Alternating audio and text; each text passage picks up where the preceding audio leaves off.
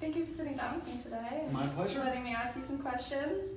So just to start us off, can you talk a little bit about this body of work and what it means to you and what inspired you in its creation? So the last solo show I did in this very space was fall of 2020. Okay. Height of the pandemic. Yeah. And so, and I'd done some work in advance of that show that was, it was a crazy time. And so I did some work that was kind of pretty freeing, really. It was kind of, I was exploring and felt, it was kind of the heck with it. Why not try other things, right?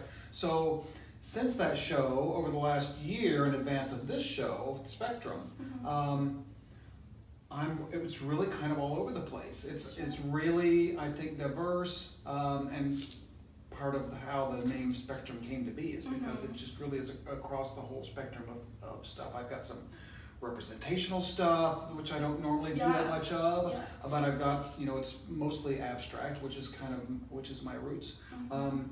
But yeah, this show is really fun, I think, and and it represents all kind of different stuff that I've been trying recently, and stuff that I've been doing for a decade. Okay, yeah, that's great.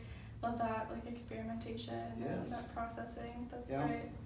And so a little bit in that, what is your artistic process, and do you go in with a vision for each piece, or That's a really good question, Dawn. So sometimes yes. I'm looking at Luck of Generosity, which is a red kind of a portrait that I had a specific vision for that. I wanted the vibrant cadmium red to be the background, and I wanted to do kind of an offset floral kind of abstracted, right?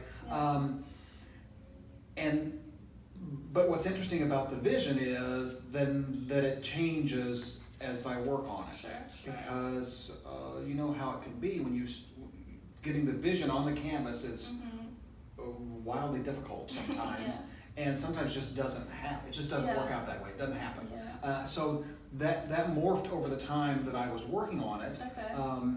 But the great thing about the human mind, or at least mine, is that even though it's not what I initially envisioned, I work it out so that it's it becomes the vision. You know what I mean? I mean, it's not exactly what I envisioned, but I embrace the changes that have happened, however they happened, and then I love that painting. I know. Sometimes they're like great little surprises too. Absolutely. Yeah, that's great. Yeah.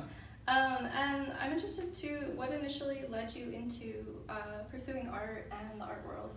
Well, this was about a decade ago, and I quit smoking. I'd smoked cigarettes for a long time, and that's hard to believe, right?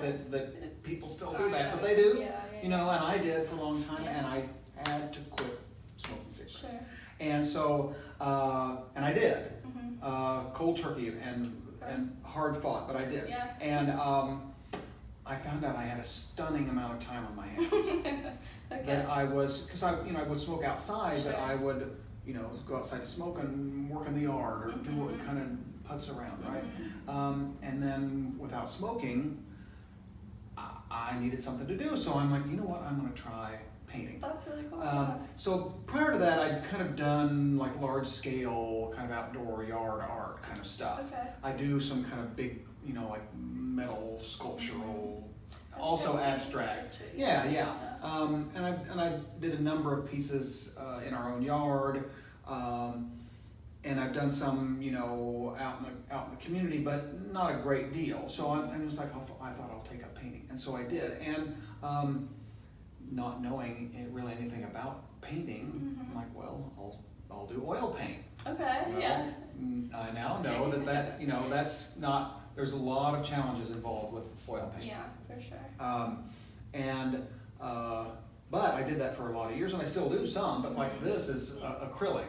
Because I've discovered that I can get the same depth of quality. There's the same, rich pigments, and it's this. I don't know. I don't want to offend folks who are really dedicated to oil, because believe me, I love oil. That's where I've done a ton of stuff in oil that I just love. But I discovered that acrylics can be just as good, and I love working with acrylic too. Yeah. But anyway, that's how I started, and then got some notice around town, and so that's it's encouraging. You want to most folks who paint want people to see their work, and I'm the same way. Yeah. But it took me a lot of years to call myself an artist, because I thought I was just playing around, and folks like like you who are really an artist. It was hard for me to use that term. I do now freely, because I think I am an artist. But early days, I just kind of bristled at that. At somebody who called me an artist, I'm like, oh, that's not. I paint. I'm trying to learn. But that's how this painting kind of started.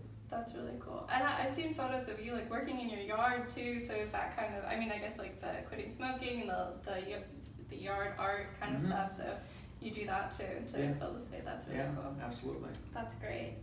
Oh, and I guess since you answered that question, what originally drew you to abstract work in particular? Well, so I've just always loved abstract art. Okay.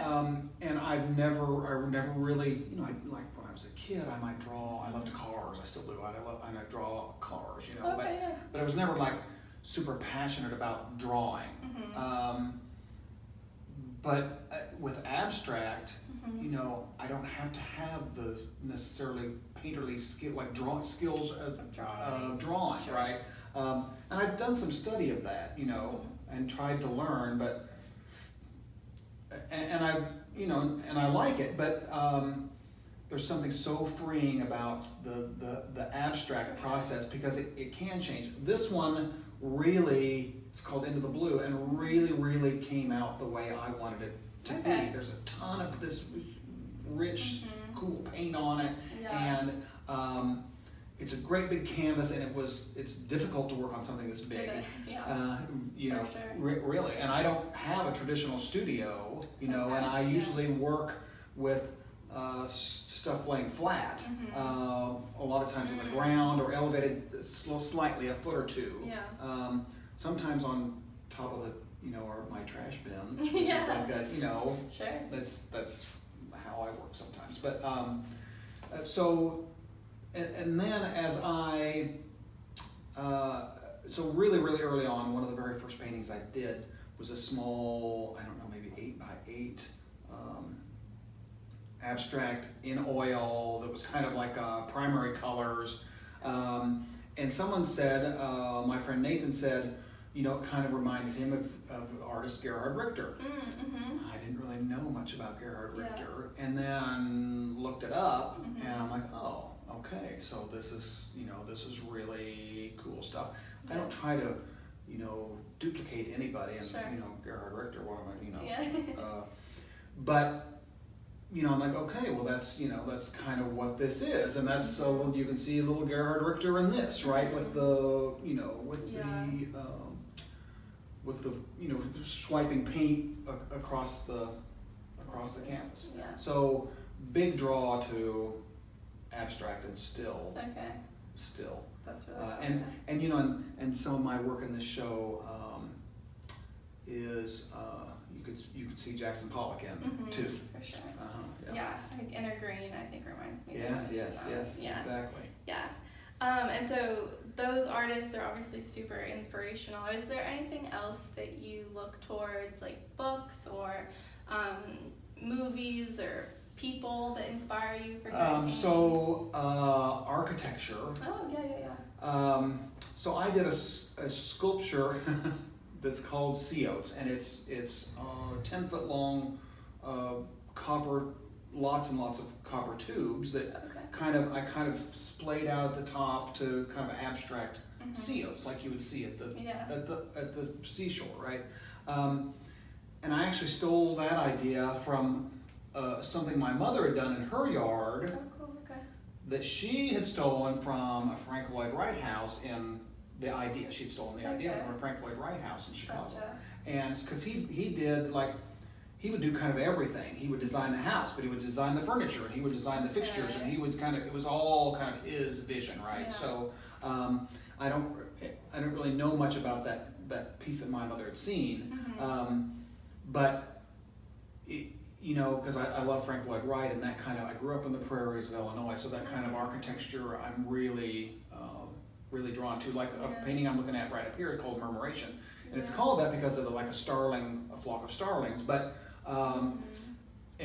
my vision was like reeds, like marsh grass, right? Yeah. And catamine tails, but that could be the same, you know, it could also be prairie grass, like you would see in Illinois, but I also have all over our yard because I love the look and the kind of the structure and the architectural elements, you know. So anyway, to answer your question, architecture is an influence for sure. Sure, I totally see that.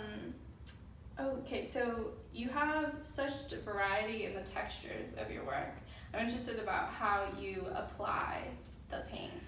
So that's really good. That's a really great question. So early on, when I was doing totally oil paint, I was really interested in kind of like big blobs of paint. Okay. And blob being the technical term, you know. So I was interested in, they're interested in color and form, but also the texture and dimension that you can get from oil paint. And so I've always done that. I've always tried to have texture and dimension and volume really in the paint. But one of the things that I quickly discovered about the oil paint with big heavy blobs of it, it can take. I have paintings that I did a decade ago that, they're dry to the touch, of course, but a big, if the paint's a 1/4 inch thick, it could be drying for years. And so, ultimately it gets to the point where you can, hang it and show it, but that's incredibly difficult to have something around that's got so much paint on that might take, months and months and months to dry.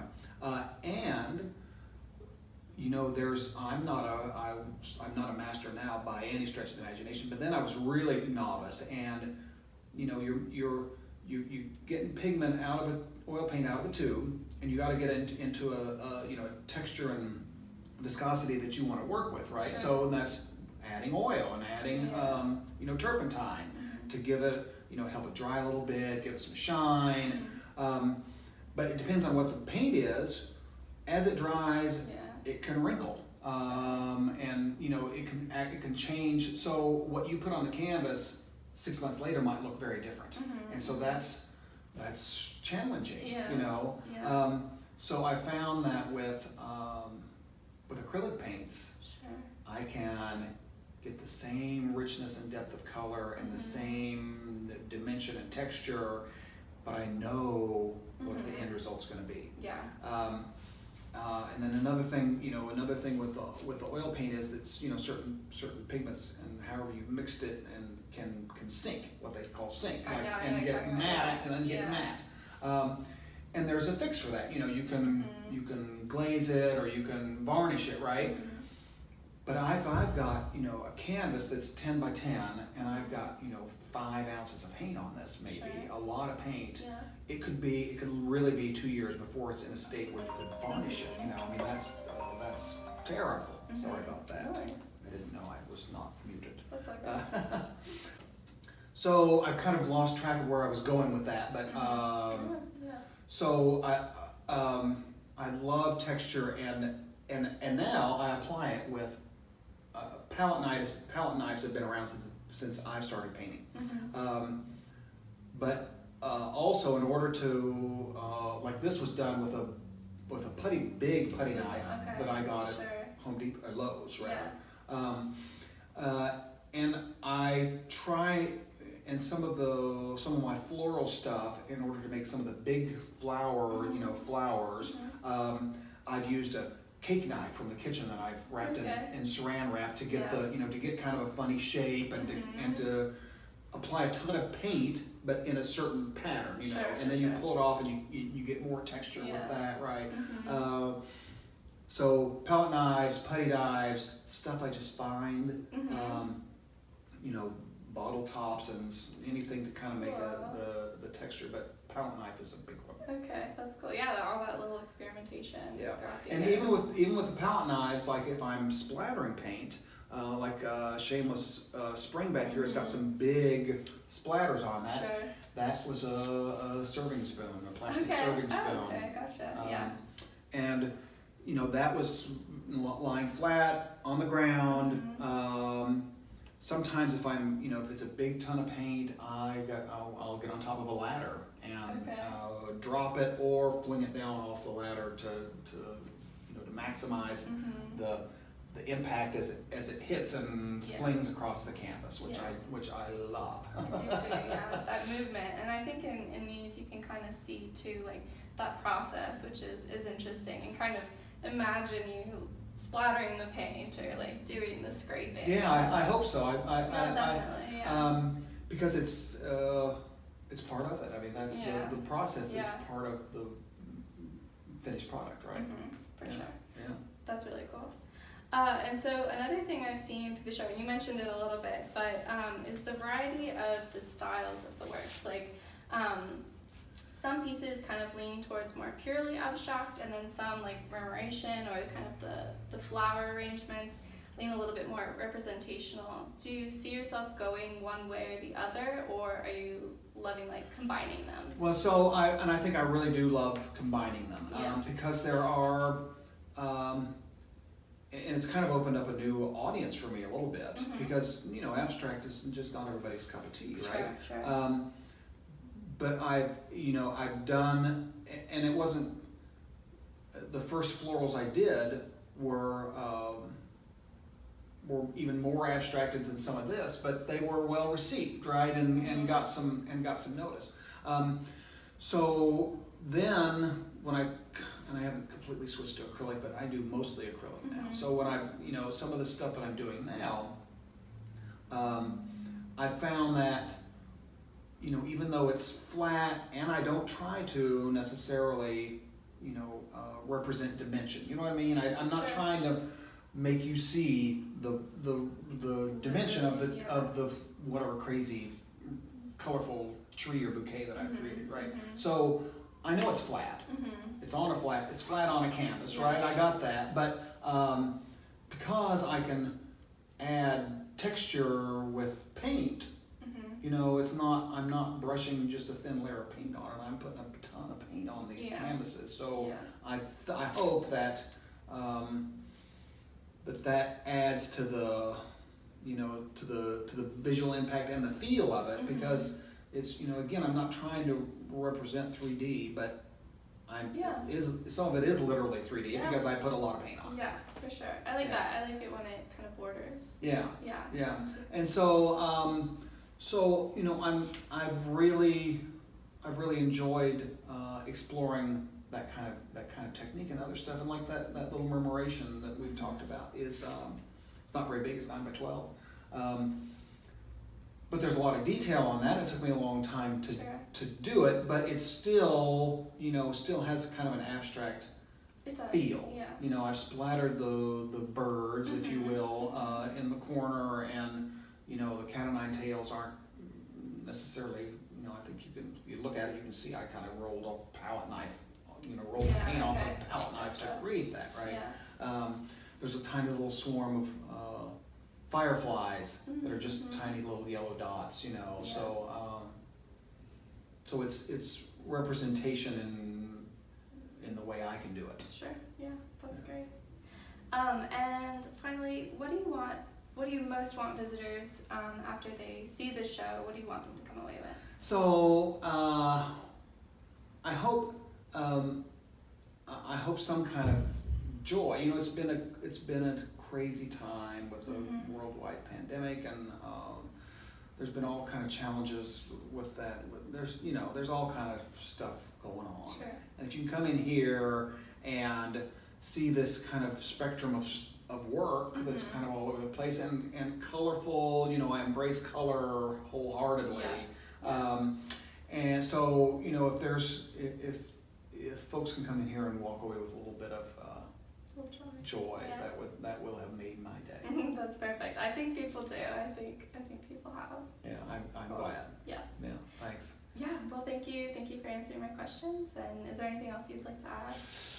I don't think so. I'm really proud. I'm really proud of it.